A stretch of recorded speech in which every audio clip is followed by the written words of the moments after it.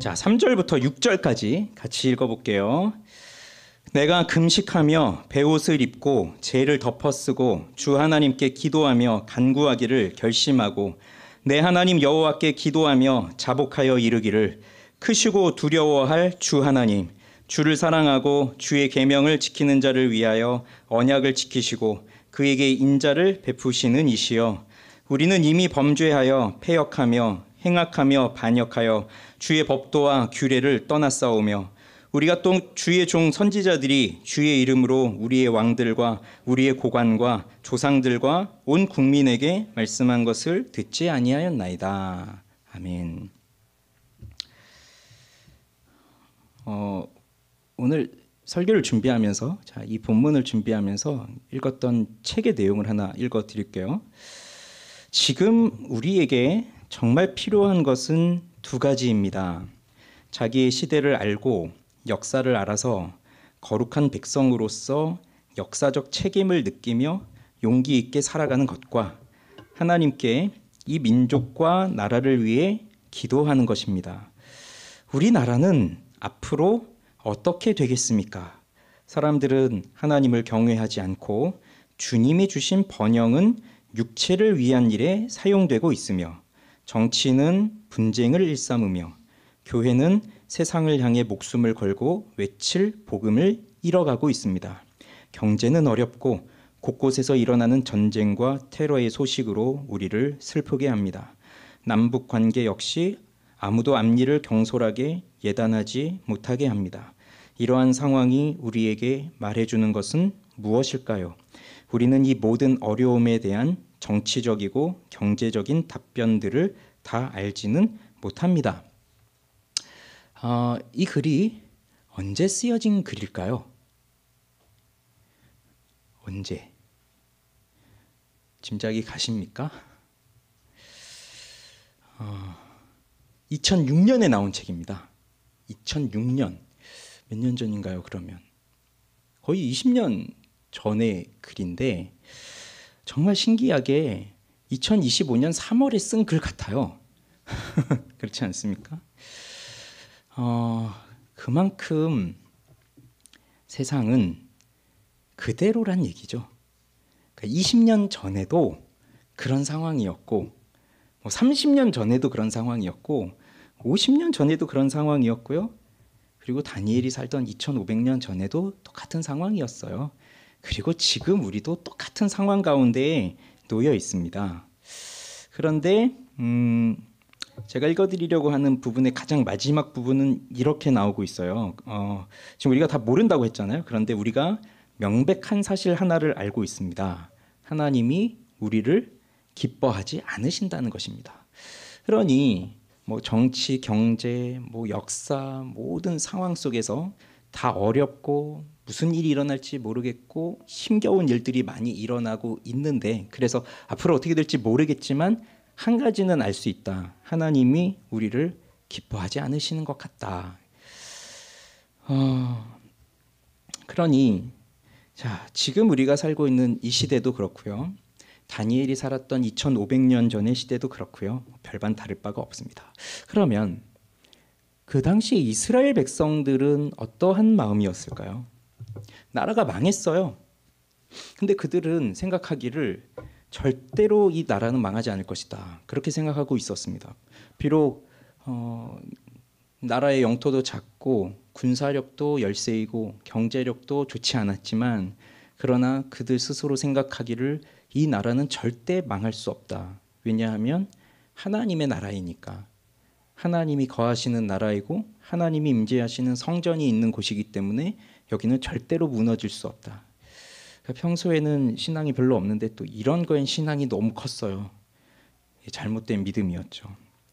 그런데 실제로 망했고 집은 다 불탔고 죽었죠. 그리고 남은 자들은 바벨론으로 포로로 끌려가든가 아니면 그 땅에 남아서 다른 민족과 섞여 노예 같은 삶을 살든가 그렇게 된 겁니다. 다니엘은 주전 605년에 바벨론으로 끌려왔거든요. 그런데 그의 인생을 보니까 바벨론에서 그냥 어디 이름 없이 산 사람이 아니라 바벨론 역사에, 바벨론 정치에 굉장히 중요한 자리를 차지하게 되었습니다. 바벨론 중심에 선 사람이 되었죠. 그렇다고 해서 다니엘을 이 사람은 정말 성공한 사람이다, 또 이렇게 볼 수 있을까요? 아닙니다. 다니엘 역시 마음으로는 황폐해진 성소를 떠올리면서 언제 하나님께서 다시 이 나라를 회복시키시고 다시 하나님의 거룩한 통치가 임하는 나라가 될 것인가, 언제 그 날이 올 것인가, 그것을 간절히 기대하며 꿈꾸며 살았던 사람이었어요. 그것이 이 땅을 살아가는 우리 그리스도인들의 모습이어야 합니다. 비록 나라는 빼앗겼고, 비록 하나님이 우리를 기뻐하시지 않는 것과 같은 상황에 놓여 있고, 하나님의 심판을 받는 것과 같은 상황에 놓여 있다 할지라도, 그리고 내 힘으로 어떻게 할 수 없는 그러한 일들이 내 앞에 펼쳐진다 할지라도, 우리 그리스도인들은 하나님의 거룩한 통치가 임하는 나라를 기다리면서 사모하면서 살아가야 되고, 그리고 그 땅, 우리가 지금 살고 있는 이 땅에서도 우리는 최선을 다하여서 그 나라를 위해, 하나님의 나라를 위해 수고하면서 살아가야 됩니다. 그렇다고 해서 이 세상에 푹 빠져서 살아가라는 얘기입니다. 그렇다고 해서 세상에서 붕 떠서 살아가라는 얘기도 아닙니다. 그러니 이 세상에서 하나님의 나라를 기다리며 그 누구보다 지혜롭게, 비둘기처럼 순결하고 뱀처럼 지혜롭게 그렇게 살아가야 돼요. 그래서 다니엘서를 읽으면서 우리는 불의한 시대 속에서 거룩한 신자로 살아가는 사람의 삶이 어떠한가 하는 것을 배우고 있습니다. 7장부터는 다니엘이 환상을 보고 있죠. 그리고 오늘 9장을 읽었는데, 지난주부터, 그리고 다음 주까지 이제 9장을 3번에 걸쳐서 볼 건데, 9장은 후반부에 가브리엘 천사를 통해서 다니엘이 환상을 듣게 돼요. 그런데 그 전에 바로 환상이 주어진 것이 아니라 그 전에 한 가지 일이 있었는데, 바로 다니엘이 새롭게 깨달은 것이 있는 겁니다. 지금 이 9장의 연대는요, 다니엘이 바벨론으로 끌려오고 약 67년이 흐른 후예요. 그래서 15살에 끌려왔다고 한다면 거의 67년이 흘렀으니까 거의 지금 아마 80대, 그리고 20살에 끌려왔다면 90대까지도 갈 수 있는 아주 연로한 상황 가운데 있는 거고요. 그리고 요 어근에 이제 사자굴에 들어갔다 나오는, 이게 그 앞인지 뒤인지는 잘 모르겠습니다. 그런데 어쨌든 그 같은 왕, 그때의 같은 시기에 있었던 겁니다. 그러니 67년 동안 바벨론에서 살아오면서 많은 일들을 보았습니다. 이미 그 환상들도 그 앞에서 봤던 2개의 환상이 또 있었고, 그리고 여러 가지 역사적 사건 속에서 하나님의 역사들을 보아왔던 사람이 다니엘이에요. 그런데 그가 새롭게 깨달은 것이 있습니다. 그것은 무슨 환상을 통해서 깨달은 것이 아니라, 꿈을 꾸면서 깨달은 것이 아니라 책을 통해서 깨달았다고 하는 것이었고, 그가 읽은 책은 분명 예레미야서였을 것이고, 그 예레미야에서 나오고 있는 그 연수, 즉 이제 이 이스라엘이, 유다가 멸망하고 바벨론으로 끌려가서 돌아오게, 그 포로 생활로 있을 그 70년이라고 하는 그 연수의 의미를 깨닫게 된 거예요. 그 일이 먼저 있고, 그 다음 다니엘이 결심한 것이 있습니다. 자, 오늘 3절을 보십시오. 내가 금식하며 베옷을 입고 재를 덮어쓰고 주 하나님께 기도하며 간구하기를 결심하고. 다니엘이 이렇게 책을 통해서 하나님의 말씀, 그 연수를 깨닫고 나니까 그는 결심한 것이 뭐냐면 기도하기를 결심했다는 겁니다. 간구하기를 결심했다는 겁니다. 그러면 다니엘이 전혀 기도하지 않았던 사람입니까? 기도와 거리가 있었던, 기도와 담을 쌓고 살았던 사람이 다니엘인가요?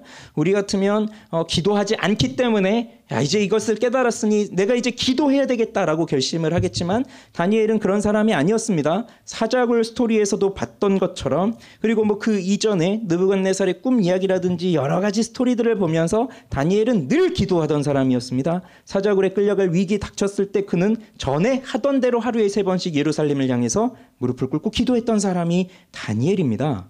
그러니 늘 기도하던 사람이 기도하기를 결심했다. 이것 좀 이상하지 않습니까? 이건 뭘까요? 무엇일까요? 자, 그가 기도하는 그 모습을 한번 보십시오. 금식하며 베옷을 입고 재를 덮어쓰고 기도하며 간구하기를 결심했다는 거예요. 자, 금식. 여러분 금식 언제 하시나요? 베옷을 입는다. 우리 시대 지금 우리 문화에서 뭐 베옷 같은 거 입지 않지만 또 재를 뒤집어 쓴다.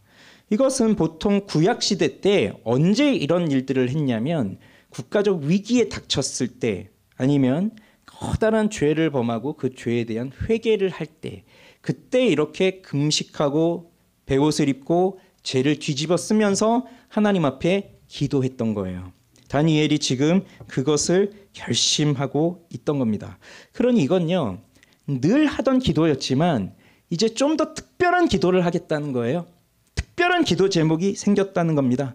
이것이 바로 말씀을 깨닫게 되었을 때 나타나게 되는 영적인 각성의 효과, 영적인 각성이 가져다주는 변화예요. 각성이라고 하는 것이 늘 살아오면서 이게 잘못된 것인지를 모르는 것인데 이게 잘못됐구나라는 것을 깨닫게 될 때 그게 각성이라는 거거든요. 그래서 정말 옛날 일인데요. 정말 옛날 일. 어떤 분이 화장실을 가는데 요즘은 뭐 버튼만 누르면 화장실 물이 싹 나오고 하는 거지만 옛날 화장실을 생각해 보세요.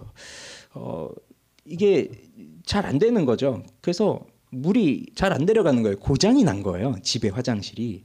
그러면 이걸 빨리 고쳐서 써야 되는데 고치기 시간이 없고 하니까 이제 물을 받는 거예요. 물을 받고 이를 보고 그다음에 이를 다 보면 물을 붓고 이제 그런 거예요.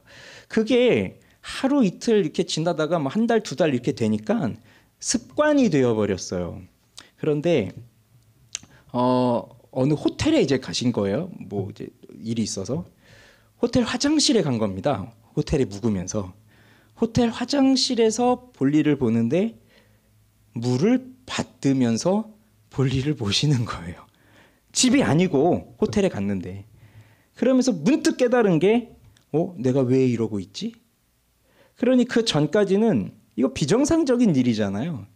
그런데 그게 익숙해져 버리니까 거기에 적응이 되어 버리니까 불편함 없이 그렇게 사는 것이고 그게 습관이 되어서 고장 안 난 화장실에 가서도 물을 받고 물을 뿌리얹는 그런 행동을 하고 있었던 거예요.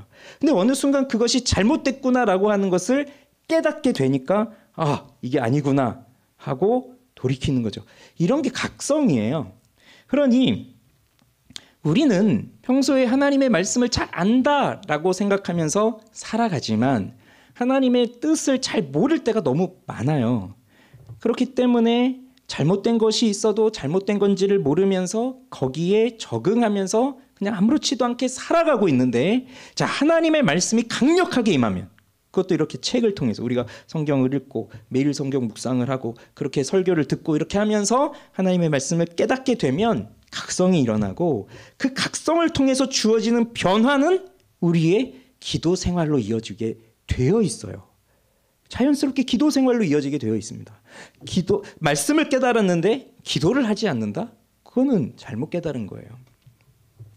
그런데 특별한 기도를 한다는 거죠. 더 특별하게. 왜냐? 하나님의 말씀을 깨닫게 되니까 내가 무엇을 잘못하고 살았는지를 깨닫게 된 거예요. 그러니 가만히 있을 수가 없는 겁니다. 그냥 평소에 하던 것처럼 그냥 졸면서 기도하고 뭐 그럴 수가 없는 거예요.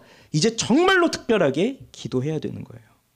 다시 한번 말씀드리지만 지금 이렇게 금식하고 죄를 뒤집어 쓰고 베옷을 입고 기도하며 간구하기를 결심한 이 사람은 몇 살이라고요? 20대 청년이 아닙니다. 10대 청소년이 아닙니다. 우리는 젊을 때 그런 거 할 수 있지 이렇게 생각을 하잖아요. 그런데 지금 이분은 90을 바라보고 있는 노인이에요. 그 노인이 금식을 합니다. 죄를 뒤집었습니다. 베옷을 입습니다. 애통하면서 기도합니다. 그의 간절함이 느껴지시나요? 정말 특별한 일이죠. 그런데 70년이라는 그 연수의 의미를 깨달았고 계산을 해보니까 67년이 흘렀어요. 그러면 이제 3년 후면 다시 돌아갈 수 있다는 겁니다. 그걸 깨달은 거예요. 그러면 이제 3년만 참으면 우리는 고향으로 돌아갈 수 있겠구나 그 생각을 하면서 이걸 백성들한테 그 동포들한테 다 알려주면서 조금만 참자 조금만 참자 하면서 기쁨의 노래를 부르고 찬송을 부르면서 그렇게 할 것 같지만 그러나 다니엘은 그렇게 하지 않아요. 아마 같이 끌려왔던 사람들 중에 대부분은 죽었을 거고요.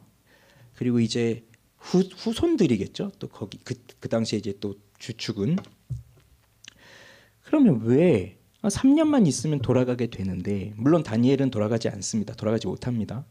근데 왜 여기서 금식하면서 이렇게 죄를 뒤집어쓰고 기도할까요? 3년도 너무 길어요. 하나님 빨리 조금만 더 당겨주셔서 그 3년도 단축시켜 주셔서 다음 달에 돌아갈 수 있도록 해주시죠. 다음 달에 제가 금식하면서 죄를 뒤집어쓰고 기도합니다. 다음 달에 돌아갈 수 있도록 해주십시오. 그거였나요? 아닙니다. 이 다니엘은 그 연수를 깨닫게 되니까 또 다른 걸 깨닫게 되었는데 우리가 준비가 안 되었구나. 그걸 깨달은 거예요. 준비가 안 된 거예요. 무슨 준비요? 짐 싸가지고 돌아갈 준비요? 돌아갈 길 어디로 가면 빠를까? 그런 준비요? 그런 것이 아니라 돌아가게 되면 뭐 하러 가는 겁니까? 예루살렘에 왜 가는 겁니까? 그곳에 가서 다시 무너진 성전을 쌓고 다시 하나님께서 하나님의 백성들을 통하여서 하나님 없이 살아가고 있는 그 땅의 사람들에게 하나님의 통치가 무엇인지를 보여주어야 할 그 사명자의 자리로 돌아가야 되는 거죠. 그래서 애굽에서 400년 동안 있었던 그 이스라엘 백성들이 애굽을 나와서 광야를 거쳐 가나안 땅에 들어가서 그 가나안 족속들을 멸하면서 그 전쟁을 하면서 그렇게 땅을 찾아가면서 그렇게 또 성막을 세우고 하는 것처럼 그렇게 하나님이 주시는 사명을 가지고 돌아가야 되는 겁니다. 이들은 그냥 그곳에 가서 잘 먹고 잘 살아라. 그냥 이제 너희 그동안 고생했으니 이제 정말 편하게 살아라. 그게 아니라 하나님이 주신 사명을 따라 살아가야 되는데 그게 지금까지 이 바벨론 문화에서 하나님이 없는 것과 같은 그 세상 속에서 하나님이 없는 사람들과 뒹굴면서 똑같이 살아가던 그 사람들이 장소만 바꿔서 예루살렘에 가면 그럼 저절로 하나님을 예배하고 저절로 하나님을 섬기고 그럴 수 있을까요? 아닙니다. 그렇죠?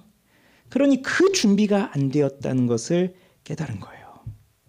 그러니 이 다니엘로 하여금 기도할 수밖에 없게 한 겁니다. 늘 하는 기도이지만 특별하게 기도할 수밖에 없도록 만든 거예요. 금식하고 죄를 뒤집어쓰고 베옷을 입고. 그래서 이 다니엘이 하는 기도를 한번 잘 보십시오. 4절을 보니까 내 하나님 여호와께 기도하며 자복하여 이르기를 크시고 두려워할 주 하나님 주를 사랑하고 주의 계명을 지키는 자를 위하여 언약을 지키시고 그에게 인자를 베푸시는 이시여. 자, 기도할 때 우리는 그냥 하지 않죠. 이 기도를 받으시는 하나님을 부릅니다. 먼저 하나님을 부르죠. 그런데 그 하나님을 부르는 것이 너무나 중요한데 이유는 나의 기도를 받으시는 하나님이 어떠한 분이시냐, 그 하나님에 대한 분명한 지식이 있을 때 우리는 올바른 기도를 할 수 있기 때문이에요. 내가 하나님에 대해서 제대로 알지를 못한다면 우리가 기도는 하지만 제대로 된 기도를 할 수가 없습니다. 그럼 다니엘은 지금 하나님을 어떻게 부르고 있나요? 크시고 두려워할 주 하나님, 이렇게 부르고 있어요. 그러니 다니엘에게 하나님은 정말 크신 분입니다.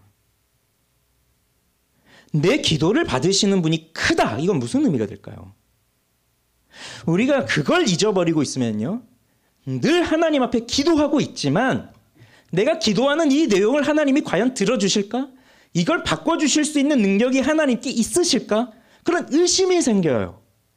그래서 내가 생각하는 하나님이 작은 하나님이라면 큰 일을 기도할 수 없습니다. 그냥 내 수준에, 내가 생각할 수 있는 그 수준의 것밖에 말할 수밖에 없어요. 그렇지만 다니엘은 크신 하나님이라고 부르고 있습니다. 그러니 무엇이든지 다 이루실 수 있는 그 능력의 하나님이죠. 크신 하나님이에요. 그러나 그분을 두려워합니다. 두려워합니다. 왜? 거룩하시니까요. 그리고 다니엘은 그것을 보았잖아요. 하나님의 진노와 심판이 얼마나 무서운지를 보았잖아요. 보지 못했다면 말로는 들었지만 얼마나 하나님이 두려운 분인가 잘 몰랐을 겁니다. 그러나 정말 자신의 성전을 무너뜨리시면서까지 자신의 백성들을 그렇게 심판하시는 하나님을 보았으니 얼마나 두렵습니까? 그리고 지금까지 그렇게 이 바벨론에서 살아가고 있는 거잖아요. 그렇지만 다니엘에게는 또 하나의 하나님을 아는 지식이 있어요. 바로 주를 사랑하고 주의 계명을 지키는 자를 위하여 언약을 지키시고 그에게 인자를 베푸시는 이시오. 하나님 너무 크시고 너무 거룩하신, 그래서 우리는 그 하나님 앞에 서면 죽을 수밖에 없는 정말 그렇게 너무 두려우신 하나님이지만 그 하나님이 동시에 하나님의 백성들을 먹이시고 입히시는 사랑이 풍성하신 아버지라는 것.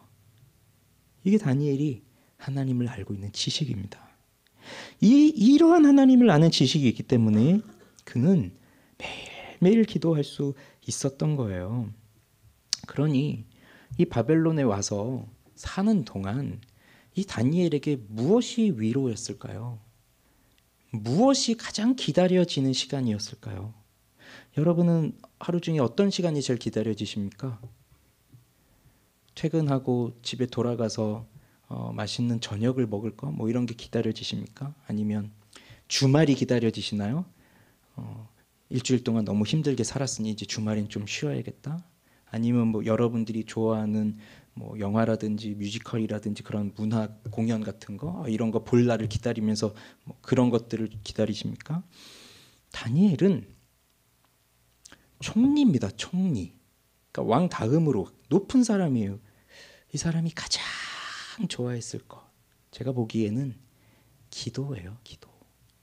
하루 3번 기도했잖아요. 그 기도하는 시간이 다니엘에게는 가장 기다려지는 시간, 가장 달콤한 시간. 우리는 기도하는 시간이 가장 힘들고 힘든데 어쩔 수 없이 나와서 또 해야 되고 이런 거지만 다니엘은 아니었어요. 왜요? 바벨론에서 누구에게 자기의 마음을 토로하겠습니까? 지금 이 바벨론 입장에서 그는 이방인이잖아요. 유다에서 잡혀온 포로잖아요. 끝까지 그런 아무리 총리가 되었어도 끝까지 그런 취급을 받잖아요. 누구에게 말을 하겠습니까? 하나님한테 얘기하는 거예요. 그러면 하나님이 다 들으시고 그리고 다니엘의 마음을 어루만져 주시면서 위로를 해주시는 거죠. 그걸 하루하루 경험하면서 살아가다 보면 기도하는 것이 즐거워지는 거예요. 그래서 새벽에 나와서 기도할 때 하나님 새벽에 나와서 기도하는데 그냥 새벽에 나와서 기도하는데 그냥 계속 졸리기만 하고 하면 그럼 새벽 기도를 내가 왜 새벽 기도를 하나, 그냥 차라리 저녁 기도를 하자. 아니 새벽에 힘들게 나왔는데 그냥 와서 졸기만 하는 거예요. 그 다 해보시지 않았습니까? 그 졸다가 돌아가면 마음이 찝찝하잖아요. 내가 왜 나왔나. 차라리 이 시간에 자고 저녁에 하는 게 더 낫겠다. 하나님도 다 이해하실 거야. 그렇게 생각하는데 아마 그런 분들이 저녁에 할 확률은 거의 1% 이하라고 생각을 되고요. 그러면서 새벽 기도의 그 재미를 모르죠. 그런데 왔는데 하나님이 정말 어루만져 주시는 은혜를 누려요. 내 기도를 정말 들으시는구나. 그 기도가 확 터져요. 그 다른 시간엔 할 수 없는, 다른 시간에는 누릴 수 없는. 그러면 다음 날 새벽이 빨리 오기를 바라는 거예요. 기도하러 가고 싶다. 이제 그런 겁니다. 다니엘에게 그런 거예요. 하나님에 대한 분명한 지식이 있고 하나님이 자신의 기도를 들어주신 경험이 있기 때문에 그렇습니다. 그런데 자 이제 다니엘이 하는 기도의 내용을 보십시오.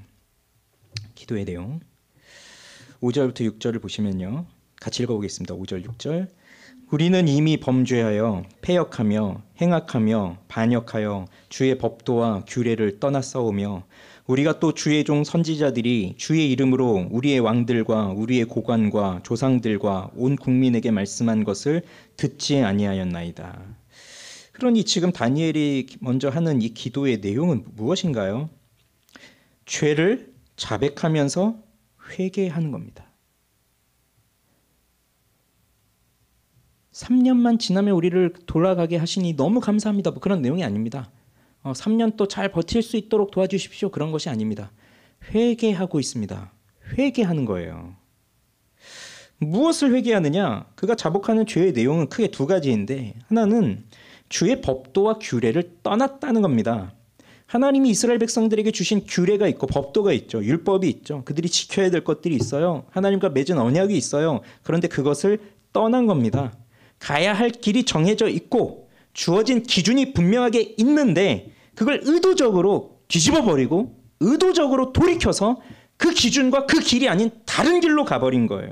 그게 이스라엘 백성들의 모습이었고 또 하나는 주님의 말씀을 듣지 않았습니다.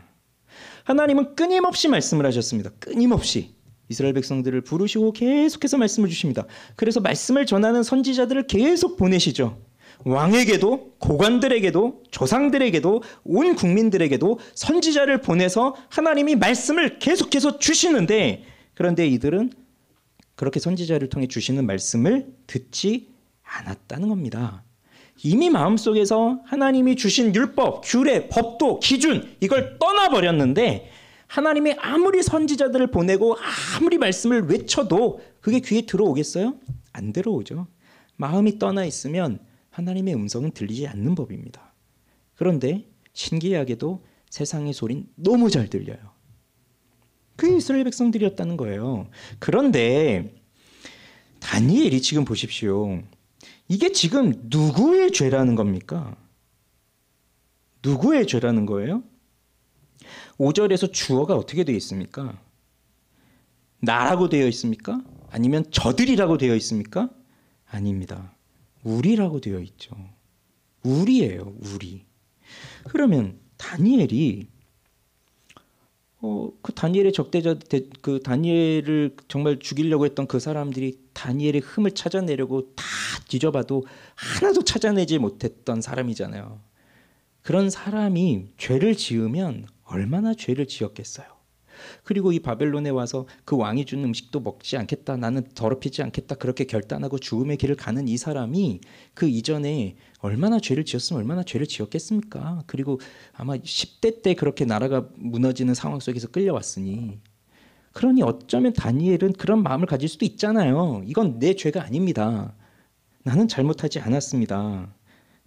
그래서 왜 이게 저희 집 얘기인데 아이들이 이렇게 집을 자꾸 이렇게 어지럽히잖아요. 그러면 엄마 아빠는 부모들은 어떻게 합니까?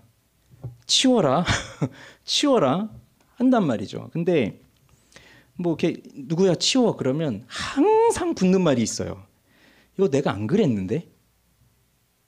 그럼 엄마 아빠는 또 뭐라고 해요? 아니 네가 안 그랬어도 네가 치워라. 밖에 우리 애들이 돌아다니고 있는데 듣고 회개하면 좋겠네요. 엄마는 그러잖아요. 아빠는 그러잖아요. 아, 네가 안 했어도 그래도 치워라. 동생이 한 거라도 치워라. 뭐 누나가 했어도 치워라. 왜 그렇습니까? 왜요? 우린 하나잖아요. 가족이잖아요. 가족 공동체예요. 그런데 사람의 특징은 내가 안 했으면 안 한 거예요.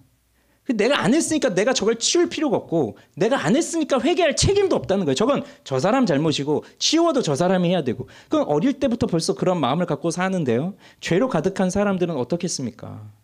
그러니 이 이스라엘이 이렇게 멸망하고 하나님께 버림받고 하나님이 싫어하는 것 같은 그런 진노 가운데 놓여져 있을 때에 사람들 각각은 다 저 사람 때문이야, 저 사람 때문이야, 내가 잘못한 게 아니야, 저들이 그랬어, 저 지도자들이 그랬어, 저 왕이 정말 그랬어, 저 고관들이 그랬어, 다 그런 마음을 갖고 살아가는 거예요. 그게 죄인들의 모습이에요.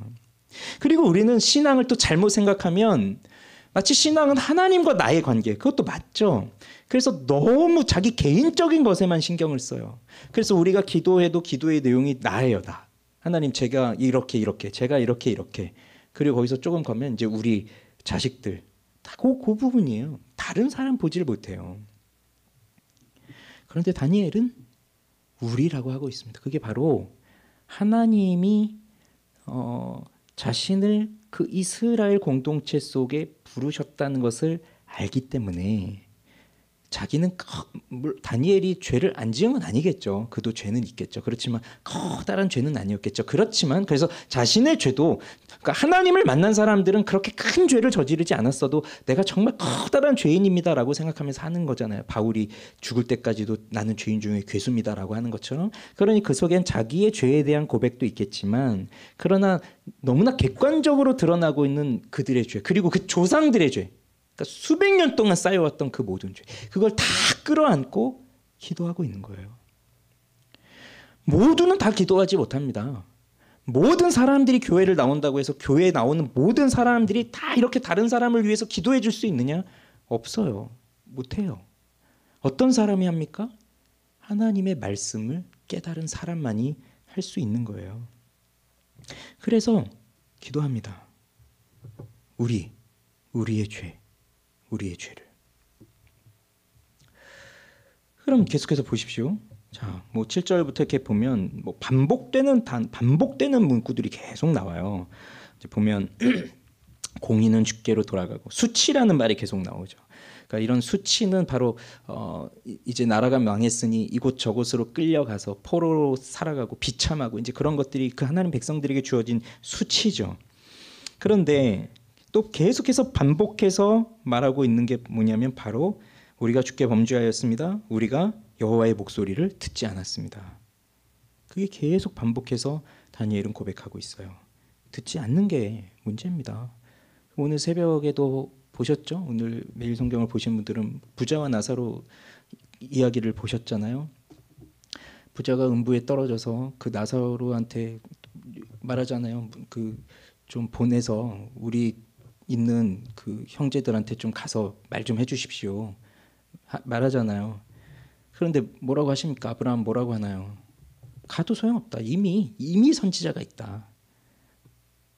그런데 그냥 선지자들은 너무 일반적이니까 안 들으니까 죽었다가 살아난 사람이 가면 좀 듣지 않겠습니까? 그런데 죽었다 살아난 사람이 가도 소용없다. 그게 바로 우리들의 모습이에요. 그게 우리의 커다란 죄라는 겁니다. 자, 그러면서 뭐 넘어갈게요. 넘어가면서 계속 이제 그 죄를 이제 고백하고 이런 내용들이 쭉 나오고 있습니다. 그러면서 이제 17절에 가면 17절부터 19절을 읽어보겠습니다.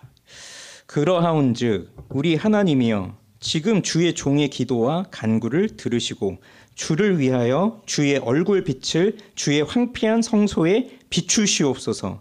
나의 하나님이여 귀를 기울여 들으시며 눈을 떠서 우리의 황폐한 상황과 주의 이름으로 일컫는 성을 보옵소서. 우리가 주 앞에 간구하옵는 것은 우리의 공의를 의지하여 하는 것이 아니요 주의 큰 긍휼을 의지하여 함이니이다. 주여 들으소서. 주여 용서하소서. 주여 귀를 기울이시고 행하소서. 지체하지 마옵소서. 나의 하나님이여 주 자신을 위하여 하시옵소서. 이는 주의 성과 주의 백성이 주의 이름으로 일컫는 바 됨이니이다. 이 다니엘이 계속해서 죄를 자백하고 회개합니다. 그러면서 이제 하나님 앞에 간구합니다. 쉽게 말하면 부흥을 달라고 간구하고 있는 겁니다. 주의 황폐한 성소에 주의 얼굴 빛을 비춰 주시옵소서. 그렇게 기도하고 있어요. 자, 성소는 성전 안에 원래 성전이 그러니까 성막이 성소와 지성소로 되어 있거든요. 그러니까 사실 그곳은 하나님이 임재하여 계시는 곳이에요. 그런데 자, 이미 그 성전이 무너졌기 때문에 성소 자체가 사라져 버렸죠. 그런 의미에서 황폐한 성소라고 말을 할 수 있는데, 그런데 이 다니엘이 꼭 그렇게 물리적인 그 건물로서의 그 성소를 그것만 말하고 있을까요? 아니라 하나님의 백성들 한 사람 한 사람들을 말하고 있는 거예요. 그래서 그 성소에 주의 얼굴 빛이 비치는 거잖아요. 그 성전에 하나님이 거룩하게 임재하시고 그 거룩한 임재가 있을 때 구름으로 가득하고 제사장 들어가지도 못했고 했던 그 거룩한 임재, 그렇게 주님의 영광의 빛이 충만하게 임하면서 하나님과 이스라엘 백성들이 하나다라고 하는 것을 분명하게 보여주었던 그 부흥의 때와 같이 지금 이제 그것이 끊어져서 이 성소가 황폐해졌고 하나님의 얼굴빛이 사라졌고 하나님을 만날 수 없는 그런 잃어버린 무너진 성소가 되어버렸지만 이제 다시 우리 한 사람 한 사람들을 일으켜 세워주셔서 하나님의 얼굴빛이 임하는 성소가 되게 해주십시오. 그럼 하나님의 얼굴빛은 뭘 의미하는 걸까요? 하나님의 모든 것, 즉 하나님이 우리에게 주시는 그 커다란 축복을 얘기하는 거예요. 그래서 하나님과 하나가 되어서 하나님과 친밀한 관계를 누리면서 하나님이 주시는 모든 좋은 것을 누리며 살아가는 그 모든 은혜를 말하는 거죠. 그러니 주의 얼굴 빛을 비춰주십시오. 이 황폐해진 성소, 즉 우리 한 사람 한 사람들의 심령 속에 하나님의 거룩한 영광스러운 빛을 비추어 주십시오. 회복시켜 주십시오. 그런데 우리의 공의를 의지하지 않습니다. 즉 우리의 의를 의지하지 않습니다. 우리가 의가 없잖아요. 우리는 다 죄로 망해버렸으니까. 우리가 의지하는 건 주님의 긍휼입니다. 주님의 긍휼. 그러면서 나의 하나님이요, 누구를 위해서 이걸 하시래요? 주 자신을 위하여. 이게 너무 놀랍지 않습니까? 이거는 시편 23편에서도 나오는 고백입니다. 제가 그걸 깨닫고 너무 은혜가 컸었어요. 시편 23편을 공부하면서. 뭐라고 나오죠? 시편 23편에 보면 자기 이름을 위하여 의의 길로 인도하시고 라고 그렇게 고백이 돼요. 그러니까 내 영혼을 소생시키시고 자기 그 주님의 이름을, 여호와의 이름을 위하여 나를 의의 길로 인도해 달라고 다윗이 그렇게 고백을 하고 있는데, 우리는 흔히 생각하기를 하나님이 나를 다시 살리시고 죽었던 영혼, 정말 이렇게 침체되어 있는 내 영혼, 이렇게 황폐한 성소와 같이 되어버린 내 영혼에 이제 다시금 하나님의 생명을 부어주십시오라고 할 때 우리는 항상 나를 위하여 하나님 저를 불쌍하게 여기셔서 저를 좀 잘 봐주셔서 나를 고쳐주세요 이렇게 생각하지만, 하나님은 나를 위해서 그걸 하시는 게 아니라 하나님의 이름을 위하여, 하나님과 하나님의 이름은 동일한 것이기 때문에 하나님 자신을 위하여서 우리를 살려주신다는 거거든요. 그러면 나를 위해서 그걸 하시면 안 될 수도 있잖아요. 그러나 하나님 자신을 위하여서 그 일을 하신다는 것은 안 되는 일이 없다는 겁니다. 우리 영혼을 살리시는 일은 반드시 이루어진다는 일이에요. 그래서 침체에 빠지고 하나님 관계가 끊어지고 기도하지 못하고 말씀이 무엇인지를 알지 못하고 이렇게 포로로 끌려가서 하나님이 없는 그 불의한 세상 속에서 살아갈 때에 무엇이 잘못됐는지 여전히 모르면서 계속해서 죄를 짓고 그 죄 속에서 살아가고 있을 때에도 그 영혼을 살리시기 위하여 하나님이 일하실 때에는 하나님 이름을 위하여서 하신다. 즉 그러니 반드시 하나님의 백성들의 영혼은 살려내신다. 그 말이에요. 그러니 주 자신을 위하여 하시옵소서. 이는 주의 성과 주의 백성이 주의 이름으로 일컫는 바입니다. 하나님께서 하나님의 백성들을 살리시는 것이 곧 하나님의 영광이요, 하나님이 온 세상 가운데 이름이 드러나는 것입니다. 반드시 이루어진다는 겁니까? 아니라는 겁니까? 이루어진다는 거예요. 그 믿음을 가지고 다니엘이 간구하고 있는 겁니다. 지금 적용을 하고 마칩시다. 이 다니엘도 그렇고요. 에스라, 느헤미야, 뭐 조금씩 시기는 다르지만 그래도 비슷한 때잖아요. 이제 에스라와 느헤미야는 이제 돌아오잖아요. 돌아와서 성전을 짓고 성벽을 쌓고 뭐 이런 이제 활동들을 했잖아요. 그런데 그때 에스라도 그러하였고 느헤미야도 그러하였어요. 뭘 했나요?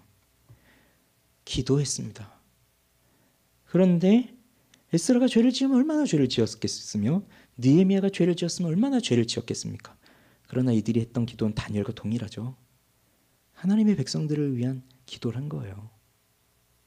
그래서 항상 하나님께서 세우신 영적인 지도자들은 하나님 앞에 나아갈 때 먼저 회개하는 자들이었어요. 그런데 나의 죄도 포함되지만 다른 사람들, 우리 같이 한 몸이 된 지체들, 그들을 위해서 기도하는 사람들이었습니다. 회개할 수 없는 사람들을 위해서 회개하며 기도했던 사람들이에요. 그러면 이렇게 질문할 수 있겠죠. 저는 지도자가 아닌데요. 전 그리고 지도자가 되고 싶은 생각도 없는데요. 그런데 하나님이 우리를 이렇게 세워주셨다는 건 우리를 다 그 자리에 세워주신 거예요. 지도자라고 하는 게 꼭 무슨 저 나라에서 뭐 하나 맡아가지고 뭐 국회의원 되고 뭐 되고 이런 걸 말하는 게 아니라 하나님 나라의 백성이 되었다면 그것 자체가 바로 영적인 지도자가 되어 이 세상을 고쳐가는 일을 하는 거예요. 그러니 내가 뭐가 있다고요? 내가 무슨 능력이 있다고요? 내가 뭐 세상에서 뭐 돈이 있는 것도 아니고 능력이 있는 것도 아니고 지혜가 많은 것도 아니고 뭐 아무것도 없는데요. 그런데 세상의 역사는 그렇게 바뀌어가는 것이 아닙니다. 보십시오. 아까 2006년도에 썼던 글이 지금 시대하고 똑같잖아요. 그러면 그 사이 한 20년 동안 얼마나 많은 세상의 지도자들이 나라를 바꿔보겠다고 그렇게 나서고 뭘 했지만 바뀐 게 있습니까? 그리고 5년 후에 10년 후에 바뀌어져 있을까요? 제가 장담하는데 바뀐 거 없습니다. 바뀔 거 없습니다. 없어요. 여전히 세상은 늘 자기들의 욕망을 위해 살아가고 있는 것이고요. 어떻게 하면 하나님의 나라가 오지 못하도록 하나님의 뜻과 반대되는 것들을 만들려고 하고 있는 것이 세상이에요.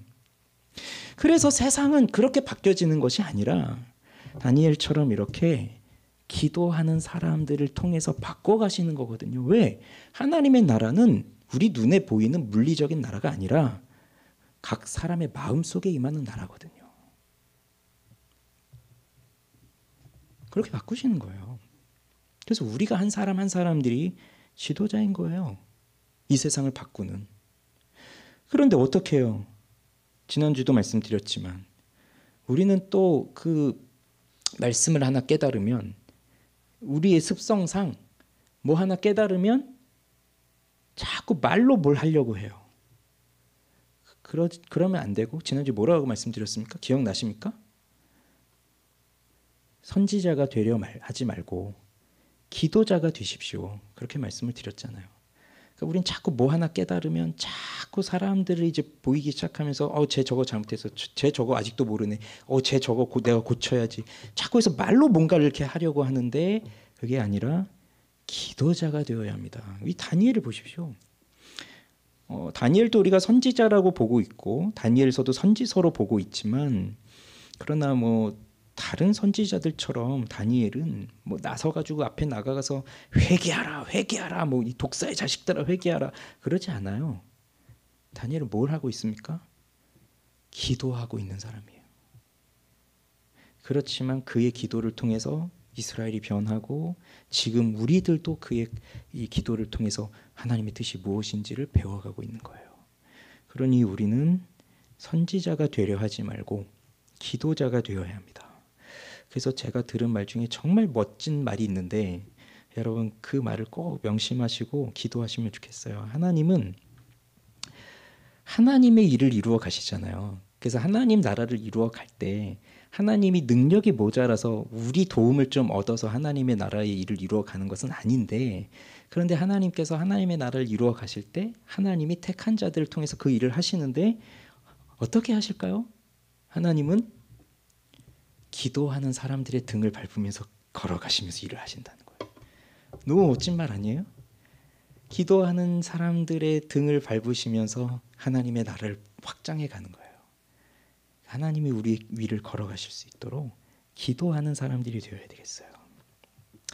그러니 이렇게 변하지 않는 이 세상을 보면서 우리는 이제 더 이상 이 세상에 대한 비판하는 걸 좀 그치고 우리 자신을 먼저 보기를 원합니다. 사실 모든 문제는 죄의 문제입니다. 죄의 문제. 다른 것이 문제였다면 다니엘이 그걸 가지고 기도했었을 거예요. 그런데 이렇게 기도하는 건 오로지 죄의 문제를 기도하고 있잖아요. 그래서 세상이 변하지 않는 거, 세상이 이렇게 악해져 가는 거, 하나님의 거룩한 통치를 가로막고 있는 거, 이 모든 것이 다 죄의 문제예요. 그래서 지금도 우리는 이 죄를 봐야 됩니다. 내 죄가 무엇인지, 그리고 이 나라는 왜 이런 죄에 빠져 있는지, 그리고 우리 공동체의 죄는 무엇인지. 그래서 우리가 특별히 뭐 나라라고 하는 커다란 거 보기 이전에 교회라고 하는 아주 작은 공동체에 저희들이 이렇게 함께 모여 있잖아요. 그러면 이 교회에 우리 한 사람 한 사람들이 모여서 멤버가 되어 있는데 그리스도의 몸으로. 그런데 사실 여기 있는 모든 사람들이 하나님의 말씀을 깨닫고 기도하면서 그렇게 나아가야 되는데 그렇지 못하는 사람들이 사실은 더 많거든요. 항상 기도하는 사람들은 소수였고 그렇지 못한 사람들이 다수였어요. 그것 역시 다 죄의 문제입니다.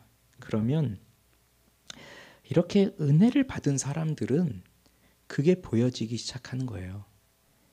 그래서 그 부자가 나사로를 보내서 우리 집에 있는 저 가족들 좀 살려주십시오라고 할 때에 그들이 불쌍해서 그거를 말한 게 아니라 오로지 순전히 자기 자신 때문이었거든요. 이게 이해가 되십니까? 예. 지옥에 떨어진 사람들은 특징이 사랑이 없습니다. 오로지 한 사람만 사랑해요. 자기 자신. 그런 사람들이 모여 있는 곳이 지옥이에요.